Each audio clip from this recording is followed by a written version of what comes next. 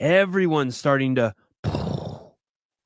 get in line to give Andrew a standee. Here we go. The great Wykie, the guy who makes media for the rest of the world, the gentleman, the HWPO whisperer, the Matt Fraser whisperer, the guy that can do no wrong.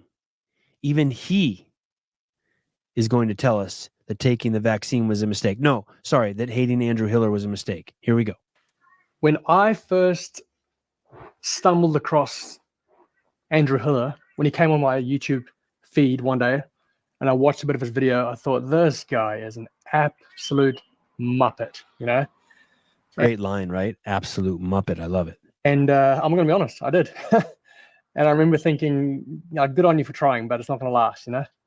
And here we are, a few years later, and Hiller has just put out one of the more amazing videos I've seen in the CrossFit space. God, this guy is good. You can't take your eyes off this guy. The media page is Wykie Etsebeth, Wykie.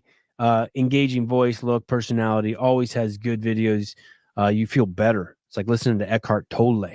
This guy's like a walking self-help book just listening to his voice. Anyway, even he's getting in line to blow Andrew. Get behind me, buddy. But good. It's always nice when your peers from around the world are recognizing your great work. Oh, CVA, one of a kind. I've told the guy so many times how to pronounce my name, and he just cannot get it. It's Wykie.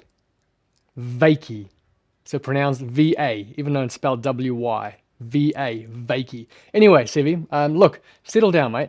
Settle right down. I was only commenting and acknowledging that one great video that Andrew Hiller did. I'm not lining up to suck on anything, okay? I was just commending the man on making a great video, It's a great thing to know. It's just because you commend someone for doing one great thing, it doesn't mean that you are now their best friend. It doesn't mean that now you align with everything they say. It's just a nice rule to live by, and to know that if someone comments on something, like, you're allowed to comment on something that someone's done, even if you don't agree with that person's life or philosophy or any of that stuff. It's okay to say good job, you know? But Sevi, thank you for the kind words. That was very kind. I appreciate you. That's actually a great insight into the CrossFit YouTube creator world. Andrew Hiller makes a video, then I make a video talking about that video. Then Sevi makes a video talking about me, talking about that video. And now I'm making a video talking about Sevi, talking about me, talking about that video. That's a bunch of losers, you know, just making videos for each other, about each other. And that's pretty much how you can sum up the CrossFit creator media space. Oh, we're a bunch of idiots, eh? Okay. She chose him. Who did she choose? Mob, Mellow Bryan. She chose Bryan Friend. You know, there are so many different media outlets now in the space. So many podcasts, so many videos, so many news channels. And it's cool because athletes can choose who they want to go to and tell their story to. You know, Haley Adams chose to do the doco, the 48 hours with Andrew Hiller. Mellow Bryan, not only did Bryan not reach out to her team and Mel actually reached out to Bryan. So they actively chose him because they trusted him and wanted to kind of tell the story on his channel. And that's really cool. I heard today that Tia is going on Peter's show, Coffee Pods and Wads. So there you go. Tia chose Peter. And you chose me because you're here right now and you chose me, and that's amazing. And I think it's a really cool thing that's happening in our space is that there are more outlets and more personalities that are willing to do the work and do the interviews and do the journalism and, you know, tell the stories. There are so many more stories to be told, so many athletes that we've only scratched the surface, you know, on.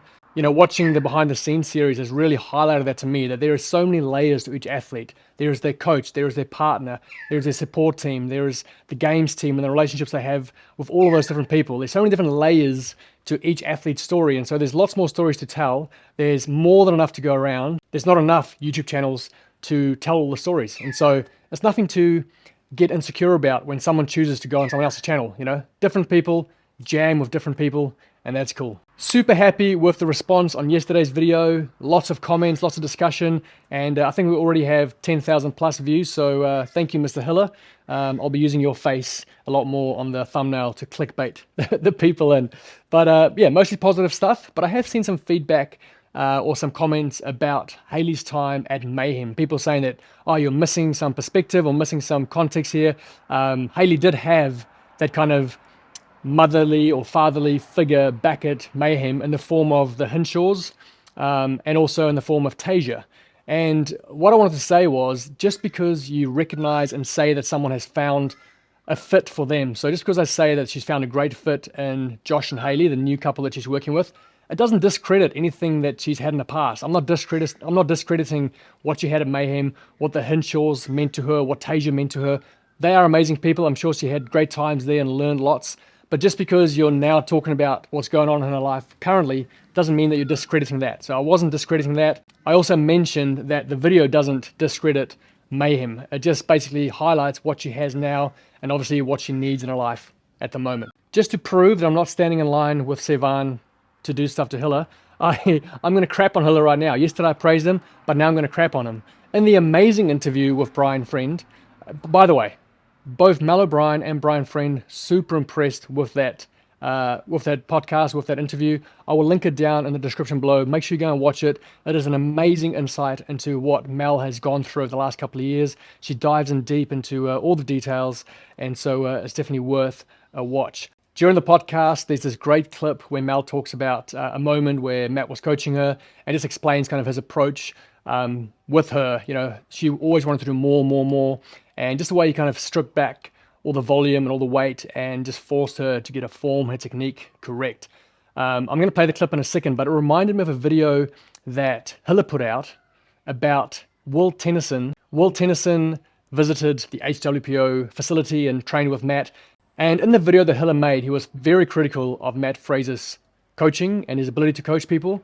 And I was fuming watching that video, not only because Matt's my homie, but also because I really think that video was wildly taken out of context and not accurate at all. You only have to scroll through Will Tennyson's YouTube channel and look at the thumbnails and the titles to realize that his videos are extremely sensationalized and dramatized. And so in this video that he has Matt, I can guarantee you it was scripted out. It is meant to make Will look like an idiot, you know, like it's meant to make him look inferior to Matt Fraser. And so the whole storyline in that video is to essentially make Will look like he is useless compared to this champion CrossFitter.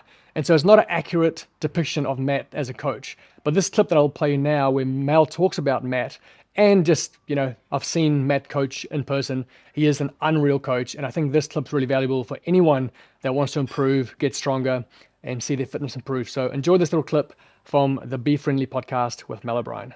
I mean, for a few months, I wouldn't clean over 175. Like, I wasn't allowed to because I used to have a hitch very bad.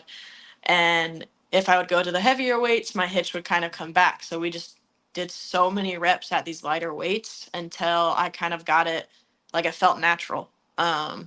And then I started building and I was like, wow, if you do it with right form, you really can get stronger. So yeah. We got to clip that right there. And we have to put that on the CrossFit affiliates page for coaches all around the world to show their the athletes in their gym. So there you go. Again, go and watch the whole podcast. It is really worth your time and I would definitely go do it. And Hiller, you're an idiot for making that video about Matt being a bad coach and HWPO being a real life horror. I can't remember what the title was of the video, but there you go. I'm not in line. I'm not falling in line, Sevan. I'm not, not. Anyway, that's enough. You guys stay sexy. Keep roaring love. I'll see you soon. Mwah.